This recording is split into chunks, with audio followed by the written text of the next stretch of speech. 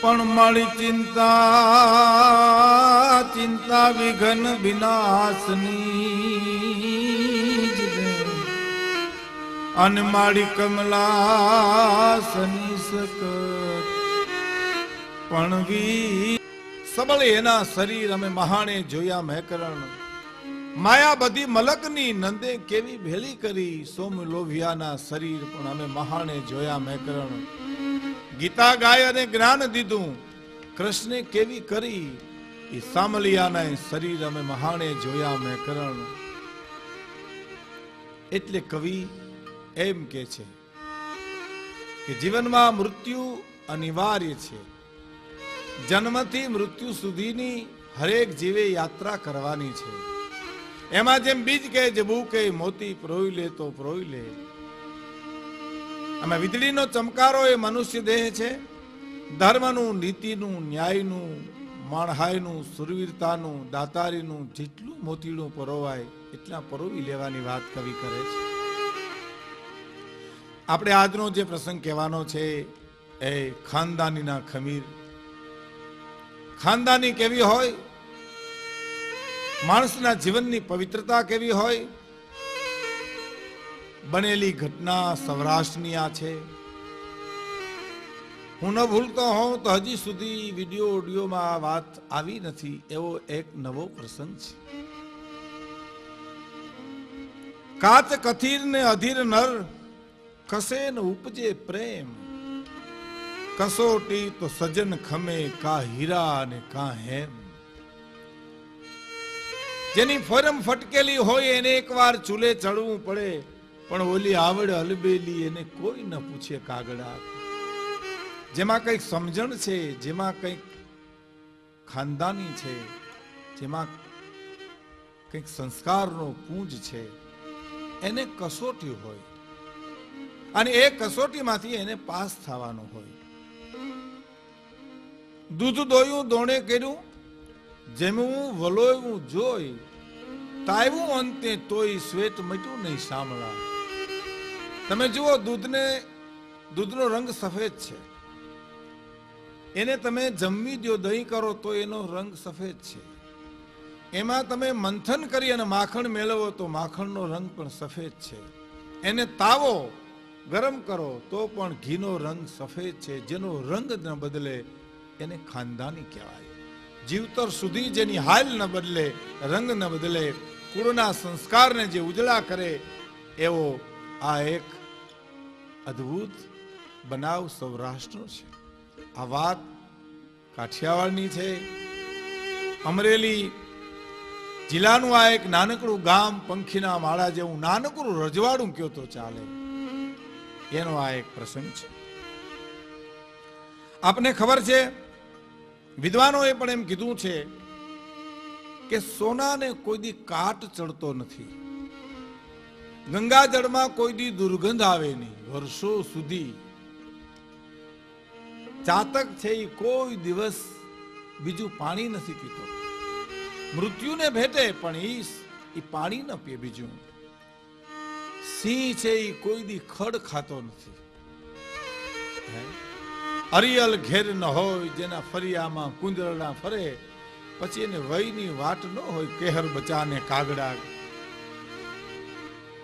જે કેડે કેસરી ગયો રજ લાગી તરણા હુકા ખડ ઉભા ખડ હુકશે પણ નહીં ચાખે હરણા કેસરી જે કેડે નીકળ્યો હોય એની રજ અડી હોય ખડ ઉભા હુકાઈ જાય પણ હરણ ચાખે નહીં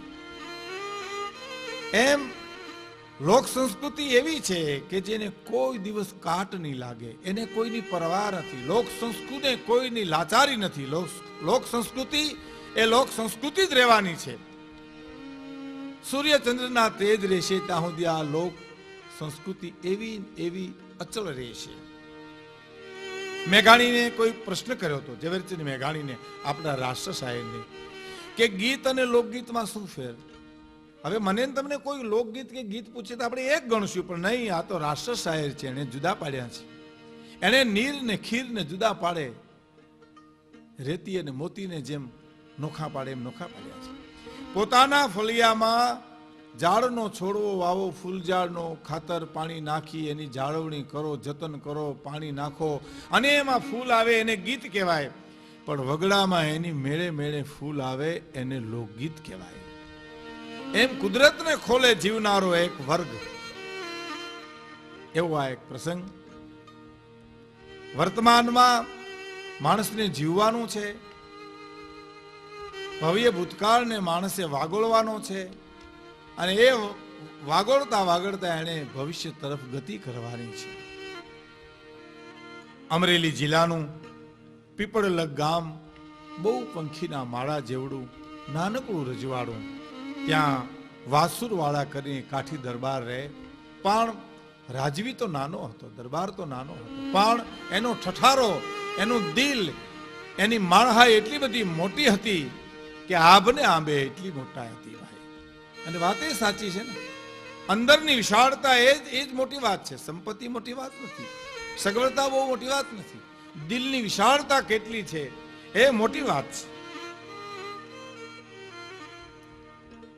આવ્યા જ્ઞાને આવકારવા મળે છે. સાંજ અને સવાર એની ડેલી અવિરત ડાયરો હોય છે. કોઈ ચારણ બારોટ આવે તો શિવાજીની વાત કરે, મહારાણા પ્રતાપની વાત કરે, જોગીદાસ ખુમાની વાત કરે તો એ દરેક વાતમાંથી, દરેક ગીતમાંથી જે લેવાનો સારી વાસુરવાળા દરબાર લઈ લે. જીવનમાં કવિ તો એમ લખે છે, ત્રાજમાં ત્રોફાવે જે લોહીમાં ભળી જાય એમ સંસ્કારની વાતો એના હૃદયમાં કોતરાઈ જતી ભાઈઓ. જીવતર જ જીવવું. ખાનદાન રાજા કેવા હોય, રાજા અને પ્રજાની સાથે પ્રેમ કેવો હોય, એક એક વાતોને પોતે હૃદયમાં ઉતારે છે. એમાં કોઈ વિદ્વાનો આવે, પંડિતો આવે, મહાભારત રામાયણની વાતો કરે તો એમાંથી કર્ણની દાતારી લઈ લે, ભીષ્મ પિતામહની પવિત્રતા લઈ લે.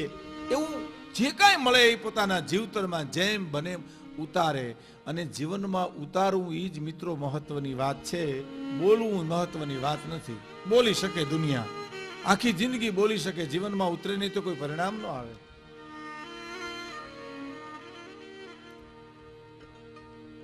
અને એ સંસ્કારનો પૂંજ એના જીવતરમાં છે. આવ્યા જ્ઞાનો આવકારો છે. આપણે ત્યાં કીધું છે ને કે સુકાના ઈંગાડ પાડોશી ના બાળને મોઢે તું ઉઠી શણ નાખતો જાજે રે, મારું હોય તો આપતો જાજે. સુકાના ઈંગાડ પાડોશી ના બાળને મોઢે નાખતો જાજે રે,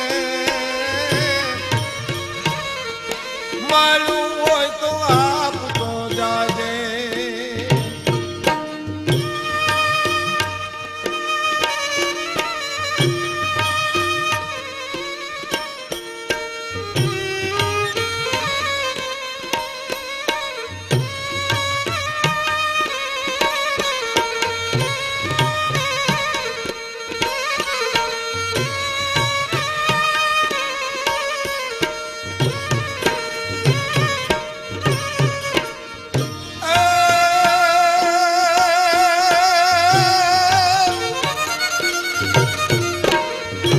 દરિયો હામ કાઢતો ડોળા, સામે ઉભા મોત ના વોળા.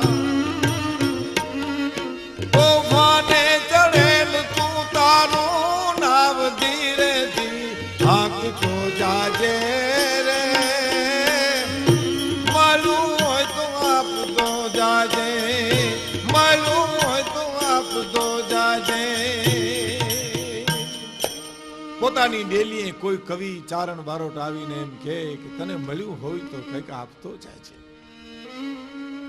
અને કોઈ વિદ્વાન પંડિત મહાભારતનો પ્રસંગ મૂકે અને વાસુર વાળા એ પ્રસંગ મય થઈ જાય સાંભળતા. શ્રોતા એવો મહાન માણસ. એક વખતનો સમય વિદ્વાન પંડિત આવ્યા એના રાજમાં. નવળ દાતાર જે હોય એનું યોગ્ય સન્માન થાય અને એને એક વાત કરી કે ભીષ્મ દાદા બાણસૈયાની પથારી ઉપર સૂતા હતા એ વખતે માં ગંગા પ્રગટ થાય છે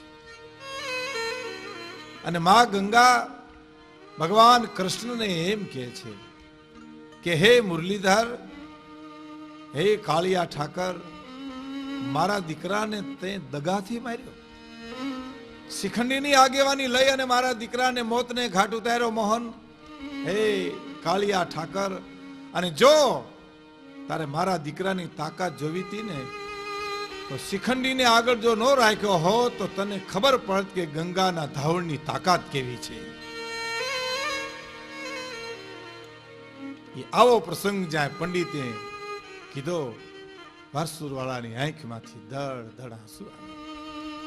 વાહ, જનેતાનું ધાવણ તો આવું જ હોય, માના સંસ્કાર તો આવા જ હોય.